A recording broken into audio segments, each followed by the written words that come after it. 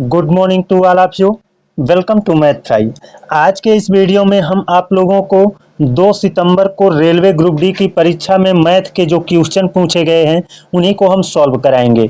सारे क्वेश्चन को लगाने का मैं सबसे आसान तरीका बताऊंगा, एकदम आसान, इतना आसान कि उससे आसान तरीका आप कहीं नहीं पाओगे। तो पहले क्वेश्चन में कहा है ए किसी कार्य को 10 दिन में कर सकता है, तो ठीक है, मैंने मान लिया ए किसी कार्य को 10 दिन में कर सकता है। बी उसी कार्य को 20 दिन में कर सकता है, तो बी ने उसी कार्य को कितने दिन में कर लिया? 20 दिन में कर सकता है। यदि एक कार्य समाप्त होने के 5 दिन पहले काम छोड़कर चला जाता है तो कुल कार्य कितने दिन में समाप्त होगा? यही हमसे पूछा गया है। देखिए, इसको लगाने का सबसे आसान तरीका क्या है? ये आपको जो दिया गया है 10 और 20, ये दिन है। ये क्या है? दिन है ना। अगर मैं दिन का एलसीएम निकाल लेता हूं तो आ जाता है कार्य। 10 और 20 का एलसीएम होगा कितना? 20। यही है क्या? कार्य। यही टोटल कार्य है, इसी कार्य को करना है। और जब भी कार्य किया जाता है तो क्षमता से किया जाता है। दिन से कोई कार्य नहीं होता है, क्षमता से होता है ना। तो 10 से मैं 20 में भाग दे दूं तो कितना आएगा? 2। ये आ गया क्या? क्षमता, ए की क्षमता, है ना। और 20 से मैं 20 में भाग दे दूं तो कितना आएगा? 1। ये क्या है? बी की क्षमता है। मैंने क्यों कहा कि दिन से कोई कार्य नहीं होता है? मेरे अंदर कोई क्षमता ना हो, एकदम मेरे अंदर क्षमता ही ना हो, किसी काम पर लगा दो, सैकड़ों दिन बीत जाएंगे, मैं काम नहीं कर पाऊंगा। तो दिन से काम नहीं होता है, क्षमता से। मेरे अंदर बहुत अधिक क्षमता है तो किसी काम को बहुत कम समय में मैं कर सकता हूं। तो ए की क्षमता कितना है? 2 है। बी की क्षमता कितना है? 1 है। अतः दोनों मिलकर काम करेंगे तो एक दिन में कितना काम होगा? 3। एक दिन में कितना काम होगा? 3 काम होगा। लेकिन काम टोटल काम पूरा होने से 5 दिन पहले ए काम छोड़ देगा। तो देखिए, हमारे पास टोटल काम कितना है? 20 ही है, लेकिन ए काम छोड़ देगा। आपको मालूम है 5 दिन पहले छोड़ देगा, तो एक दिन में ए 2 काम करता है तो 5 दिन में 10 काम करता है। वही 10 काम इसमें जोड़ दो, क्योंकि उसने छोड़ दिया था।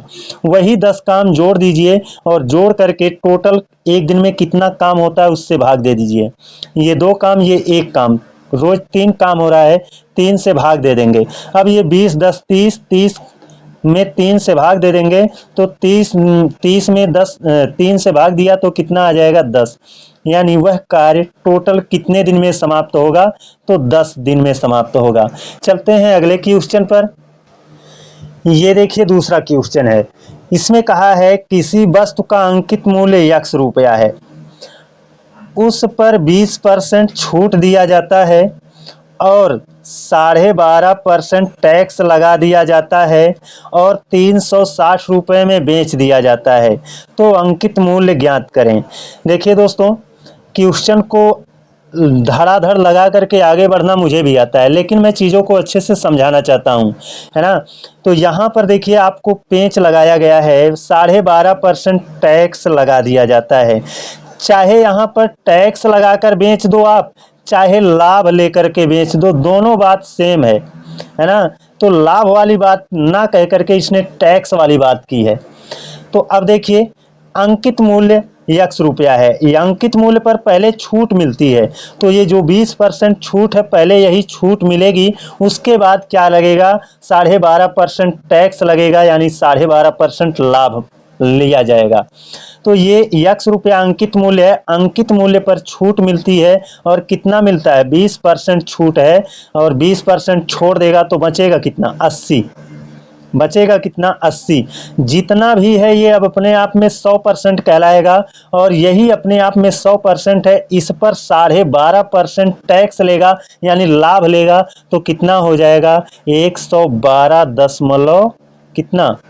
5, है ना। क्योंकि मैंने बताया ना, अपने आप में ये 100% है, तो जब 12.5% टैक्स लग जाएगा तो ये 12.5% बढ़ जाएगा, यानी 100% अपने आप में है, 12.5% बढ़ेगा तो 112.5% पर हो जाएगा। और जब इतने पर हो जाएगा तब इसको बेच दिया जाएगा, और बेचा जाएगा तो कितने में बिकेगा, 360 रुपये में बिकेगा।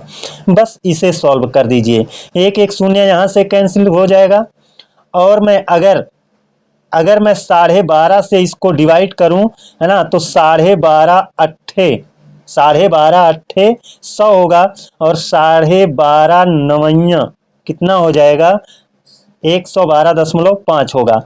अब यहाँ पर 8 से कैंसिल हो जाएगा, बचा 9/10, तो 9/10 इधर भेज देते हैं, इधर तो 9 ऊपर है तो आएगा नीचे हो जाएगा, और 10 नीचे है तो जाएगा कहाँ, हो जाएगा ऊपर हो जाएगा। 9 चौक के 36, ये हो गया 40 गुणे 10, 40 वाला शून्य 10 वाला शून्य रख लिया, 4 इक्नम 4। हमारा करेक्ट आंसर कितना हुआ, 400 रुपये। हमारा करेक्ट आंसर कितना हुआ, 400 रुपये। चलते हैं अब अपने अगले क्वेश्चन पर। ये देखिए तीसरा क्वेश्चन, एलसीएम एचसीएफ का ये क्वेश्चन है। हर शिफ्ट में एलसीएम एचसीएफ के क्वेश्चन आ रहे हैं। इसमें कहा है वह बड़ी से बड़ी संख्या ज्ञात करें जिससे 158 और 285 में भाग देने पर 4 और 5 शेष बचे।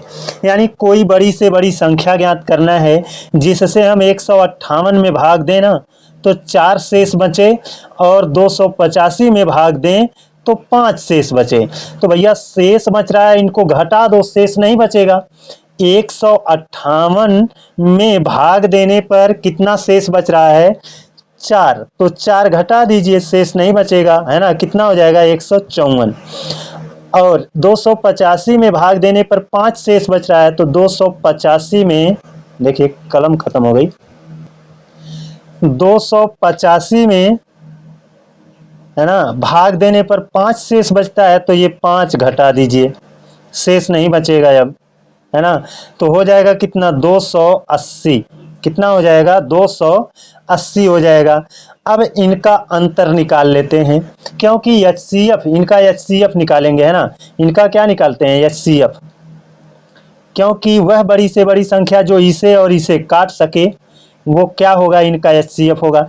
तो एचसीएफ निकालते हैं, तो एचसीएफ जो होता है इन संख्याओं के बीच का अंतर होता है, या फिर जो सबसे छोटी संख्या होती है वो होता है।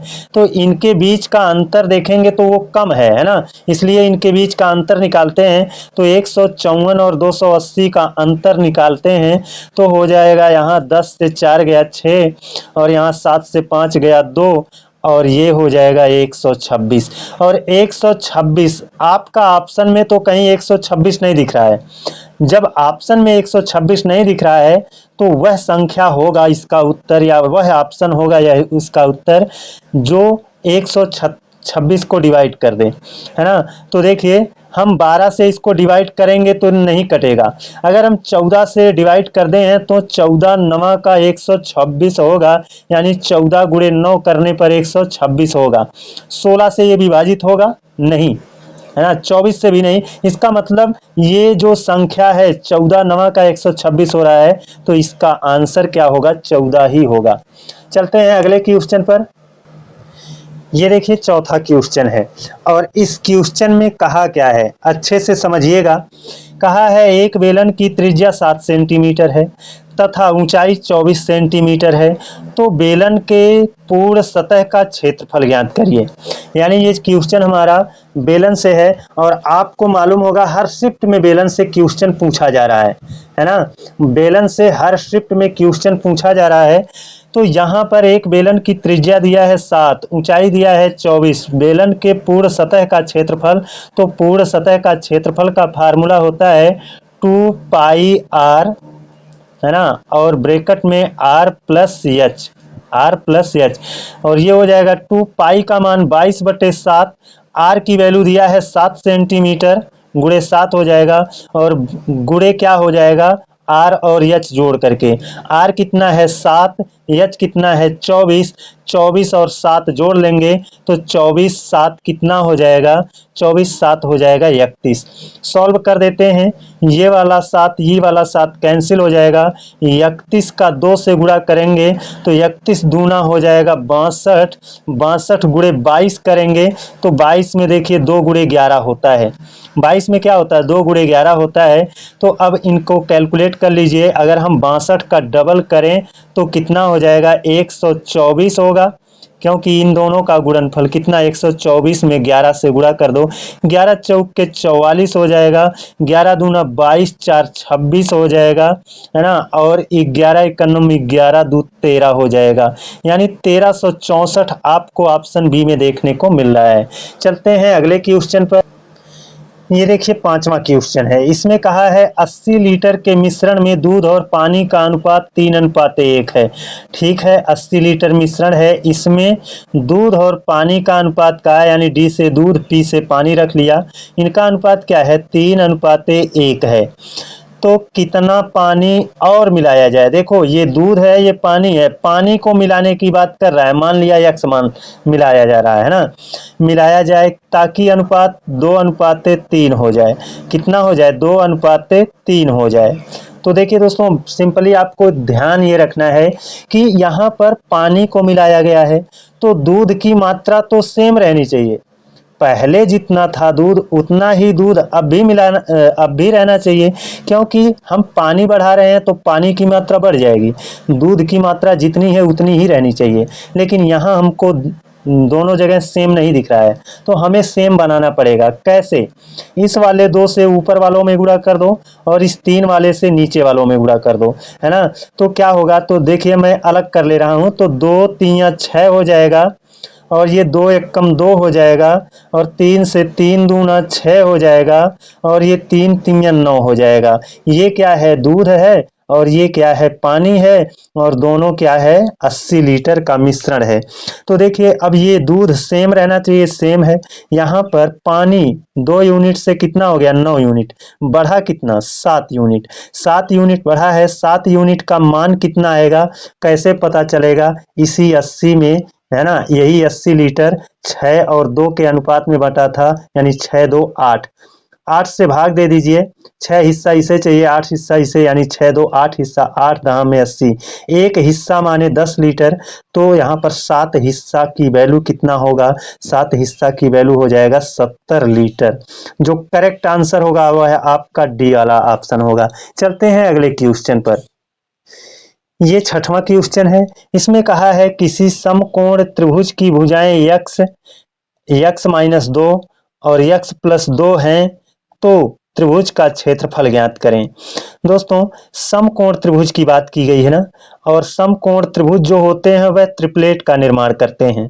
वह किसका निर्माण करते हैं, ट्रिपलेट का। ट्रिपलेट क्या होता है, देखिए 3 4 और 5 का ट्रिपलेट होता है, यानी अगर ये 3 है तो ये 4 रहेगा और सबसे बड़ा जो 5 है वो कर्ण रहेगा। बात समझ रहे हैं ना, इसको डबल कर दीजिए तो ये कितना हो जाएगा 3 दूना 6 हो जाएगा, है ना, और ये 4 दूना 8 हो जाएगा और ये 5 दूना कितना हो जाएगा 10 हो जाएगा। डबल कर देंगे, वैसे ही ट्रिपल भी कर सकते हैं, तो ये ट्रिपलेट बनते हैं।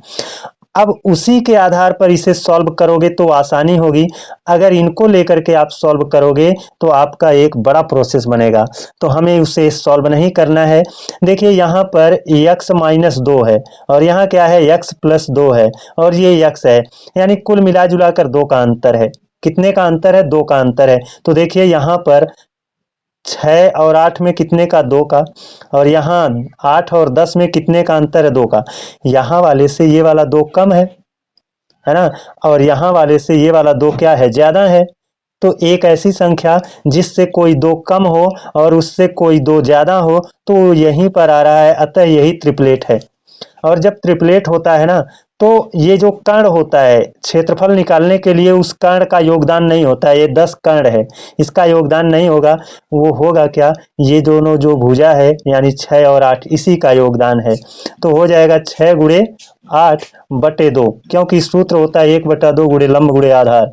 तो 1/2 के रूप में बटे 2 मैंने यहाँ कर लिया है। 2 से इसको क्रॉस कर देते हैं, जो चौके 8 और ये 6 चौके 24। आपका करेक्ट आंसर क्या होगा? ऑप्शन ए होगा। तो ट्रिपलेट की मदद से सॉल्व करेंगे तो आसानी से सॉल्व हो जाएगा, अदरवाइज इसको आप यही रख करके सॉल्व करेंगे तो एक लंबा प्रोसेस बनेगा, तो हमको लंबा प्रोसेस नहीं चाहिए। चलते हैं अगले क्वेश्चन पर। ये देखिए 7वां क्वेश्चन है। इसमें दिया है आपका ये संख्या है, यदि 8 से विभाज्य है तो y का मान ज्ञात करें। अब आप जानते होंगे कि 8 से विभाज्यता का नियम यहाँ पर काम करेगा। 8 से विभाज्यता का नियम कहता है अंतिम 3 अंकों से निर्मित संख्या 8 से कटती है तो पूरी संख्या 8 से कटेगी। तो अंतिम 3 गिनती से निर्मित संख्या को 8 से काट लीजिए, है ना, पूरी संख्या 8 से कट जाएगी। अब ऑप्शन से ही चेक करते हैं।